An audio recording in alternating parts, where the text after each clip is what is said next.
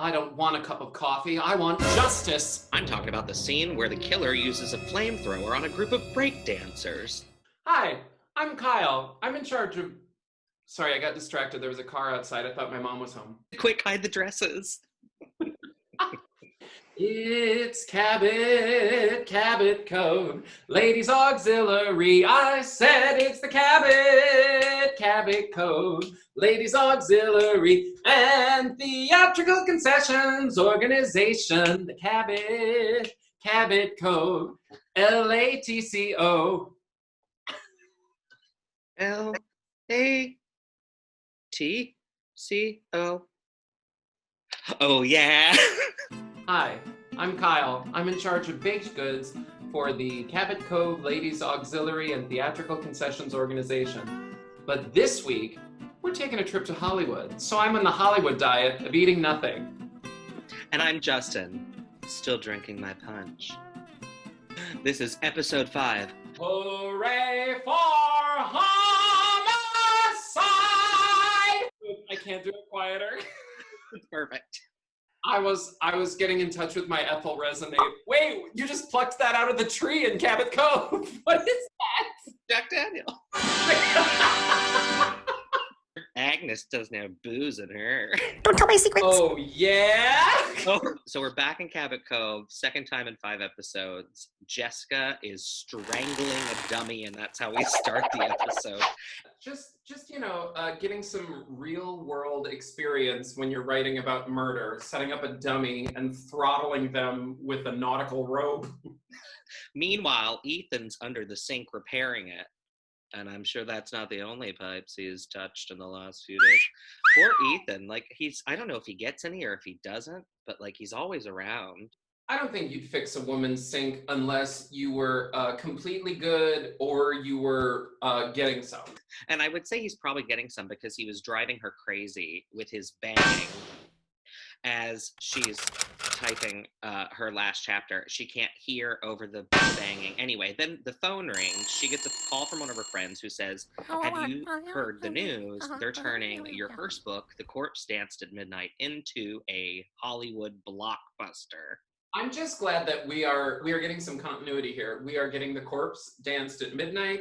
As you noted, your favorite part was that the murderer was the pregnant ballerina. So we're hoping to see that, and we're getting some world building. She hears, obviously, that the movie is not what she had written from what her friend was describing. So she flies to Hollywood. The producer of the film says, it's going to be great.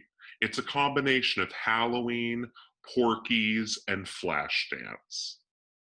Honey, welcome to my Tuesday night. And this man is being portrayed by Lyle Waggoner, who some of our extensive viewer base may know was a member of the Carol Burnett show. He always played the hot one. When Jessica gets to Hollywood, she doesn't have a plan. She has no connection to this film other than walking into the office and them basically telling her no, we own the movie. Just get on board with it. In my story, Jenny was Johnny, a 10-year-old son of a Presbyterian minister.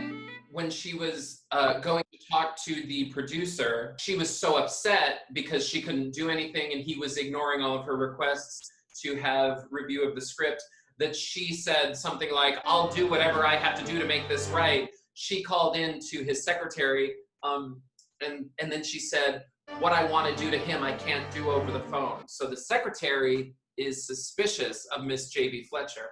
She shows up at the actual movie studio. Banging on the gates. Begging, being like, hey, please let me in. I'm J.B. Fletcher. We get another person who doesn't know who she is, who I like. The security guard goes, I don't care if you're Jackie Collins, you can't get in without a pass.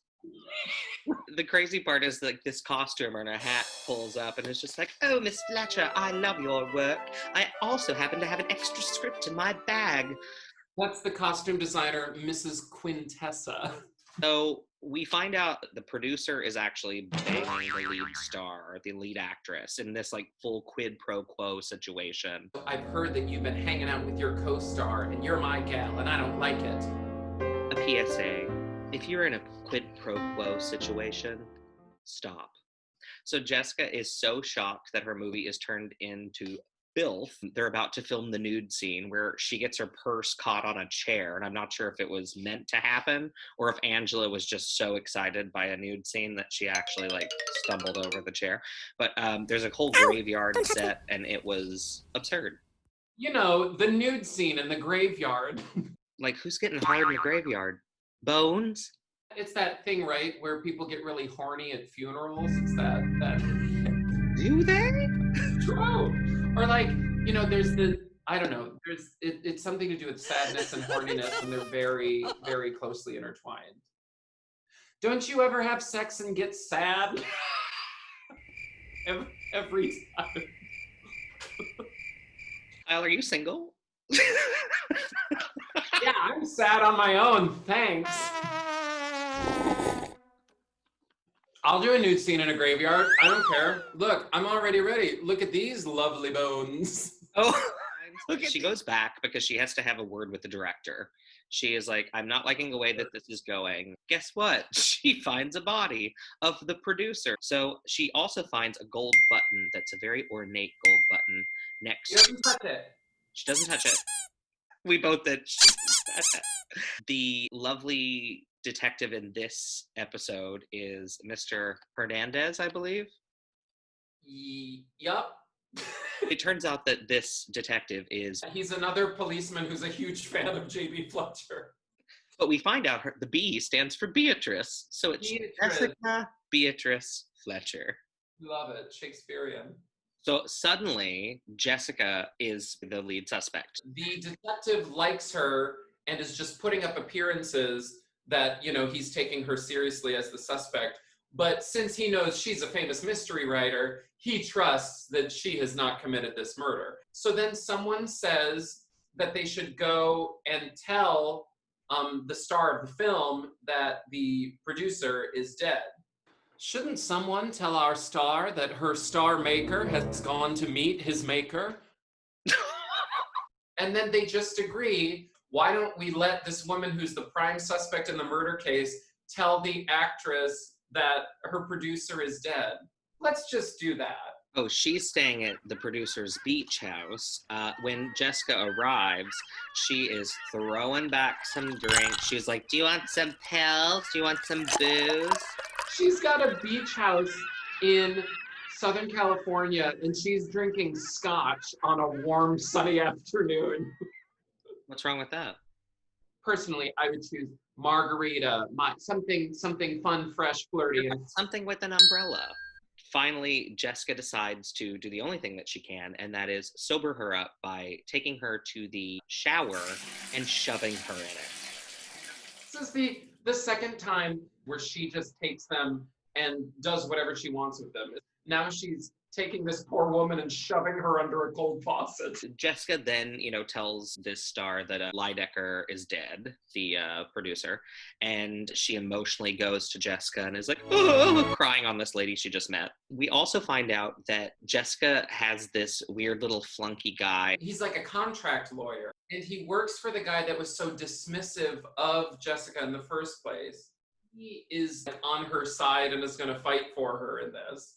So she basically puts him on the task of finding dirt on everybody. And one of the things they dig up is that the director, Gomez Adams, is out of money. Like, he actually himself has a lot of loans that he needs to pay off. So he ends up becoming the producer of the movie now that the producer is dead. Also, no one is upset that this jerk is dead. You don't have to have an outpouring of sympathy for these people who died because everybody we talk to hates them. Do any of you know anybody who might have had a reason to kill Lydecker? Anybody? What about everybody? Would the suspects please form a double line? I hope I'm never that person. Like, I hope I don't die and people are like, well, he was an asshole. Justin died. Well, good luck with your suspects. There's gonna be a lot of them. Form a double line. Some of the other info that the little dweeb finds out is that the costumer used to live at the beach house with the producer as well. So then she kind of becomes mysterious. I mean, these are all the suspect misdirects, right? Like, the producer was doing it for the money and didn't care about the content. And then the director hated the producer. And then the producer had hated the screenwriter because he had a problem with substance abuse. and he was vilified for that. And then the costume designer used to be with the producer, but now there's a new girl, but the new girl is being forbidden to fraternize with her co-star. Jessica meets the fun, fresh, flirty co-star. The secretary comes in from the producer's office and says, "That's her. She's the lady who said she'll do whatever it takes." Good heavens, I think I'm under arrest. It's all for appearances. Hey, it's like, listen, JB, if you don't figure this out, you're the prime suspect. Jessica somehow wanders back onto the set. She's allowed to go to the screening room, the set, the wardrobe department, and Eve's dressing room. And then Gomez Adams is running out of the trailer. He's burst out of a closet of costumes and then nearly tackles her to the ground. But what he was doing in her dressing room was he's trying to replace the button that she found at the crime scene from a costume that had been cut from the movie weeks ago from a band uniform. And of course, that didn't fit in with the slutty graveyard dancing. The marching band uniforms. Yay, it's been solved. So they throw a party at the beach house of a dead man, where Jessica reveals that Eve is the killer. The drunk, the lush, the co-star. Basically, the director wanted to finish the film because he was in debt, but Eve was in love with Jerry, who was the love interest. Fun, fresh, flirty makeout set. Correct. Jessica said, like, I know that you're not a drunk because someone had slipped vodka into her cup for one of the party scenes in the movie and she turned bright red and she was putting on an act. She wasn't putting on an act. She's on diabetic medication. You fooled me with your drunk scene. People should give you more credit as an actress. They had the party, a toast to everyone. They accused someone in order to flesh out the real killer. And then two people are like, well, I gotta go. I gotta go give my goldfish a bath. And you're like, gonna let them leave? Like, the drunk Eve, the co-star, she says, I sure know how to pick 'em, don't I, Miss Fletcher? Because the people she's been involved with are a dead asshole producer and a co-star who would murder for her. Summary for this episode, Kyle. What do you think? Well, if you have diabetes, watch what you eat us. I'm gonna say, forget Hollywood, just stick to the East Coast. No better way to get yourself off the hook for being a murder suspect than to cast blame on someone else. Hooray for homicide! Stab, stab, stab, stab, stab, stab, stab, homicide. We're drinking poison and you're gonna die now, you're gonna fry now, you're gonna say now goodbye, because I killed you, guy, because I just committed homicide. Like, killed you. Kill you, guy. Please give my regards to my nephew Norman, who almost never comes over for Friday dinner anymore. Hi. Just because the Almighty gave people a taste for lobsters doesn't mean he gave lobsters a taste for being boiled alive. Sounds kinky. No, it's rich. I related very strongly to how people described the movie version of The Corpse Danced at Midnight, which was a wasteful, extravagant shame. And later, a dreary secondhand success. My voice is tired from being stupid. Hooray for homicide! That placement.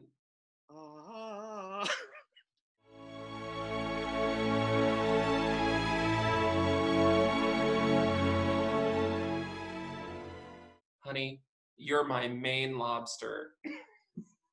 Then that's a missed opportunity. Please welcome to the stage, Miss Toppertunity.